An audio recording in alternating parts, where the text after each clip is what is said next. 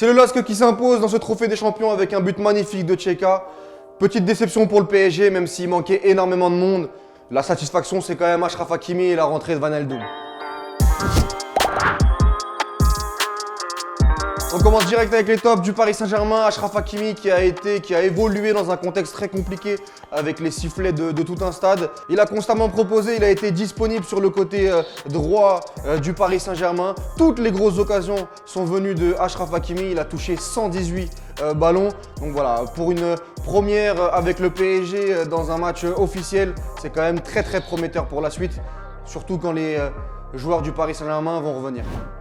Un autre top côté PSG, c'est Presnel Kimpembe. Quand on voit sa rencontre, on se dit pourquoi Presnel t'as pas été à ce niveau-là contre la Suisse parce que ce soir il a été taille patron. Je ne sais pas si c'est l'arrivée de Sergio Ramos qui lui met un petit peu de pression, mais en tout cas je pense que ça va tirer le collectif vers le haut, que ça soit qu'il soit sur le banc, qu'il soit titulaire dans une défense à 2 ou dans une défense à 3. On a vu ce soir qu'il pouvait tenir son rôle. Il a complètement mangé Jonathan David en 1 contre 1 sur plusieurs duels. Donc ça fait partie des satisfactions côté PSG. Un petit mot sur la nouvelle recrue, Wijnaldum qui est rentré à la 70e, qui a apporté beaucoup de peps. Il a été à l'origine de 2-3 mouvements très dangereux de la part du PSG sur la fin de match, avec cette occasion sur corner ou même ce petit ballon qui donne à Icardi qui malheureusement était hors jeu. Donc voilà, Wijnaldum vraiment bien, on espère le retrouver titulaire la semaine prochaine pour le premier match du PSG en championnat. On va parler de Lille qui a remporté ce trophée des champions avec encore une fois un Burak Elmaz très costaud dos au but. C'est lui qui a donné ce ballon de but à Tcheka. Il a été important en première mi-temps où toutes les occasions dangereuses du LOSC, c'est lui qui les a créées par ses mouvements, par son côté hargneux qu'on connaît. Il a été décevant avec la Turquie à l'Euro, mais il revient tambour battant avec le LOSC et il va encore être très important dans cette équipe de Gourvenec. On va parler de l'action du match, c'est ce but, ce boulet de canon, ce banger de Tcheka qui a été incroyable juste avant la mi-temps. C'est pour moi l'action qui résume le match de Lille où ils ont réussi à être efficaces sur toutes les situations qu'ils ont eues face au PSG. Il a mis une frappasse dans le but de Keylor Navas. Et voilà, c'est vraiment le but de la soirée, le seul but et c'est celui qui va permettre à Lille de soulever ce trophée.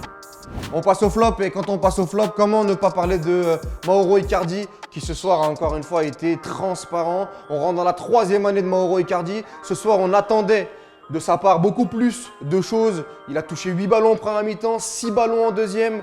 Il a été à chaque fois mangé dans les duels par José Fonte ou par Sven Botman. Il a quand même été acheté pour beaucoup d'argent au Paris Saint-Germain et on doit attendre beaucoup plus d'un joueur qui a réussi à mettre pas mal de buts en Serie A. Et encore une fois, ce soir, c'est une déception.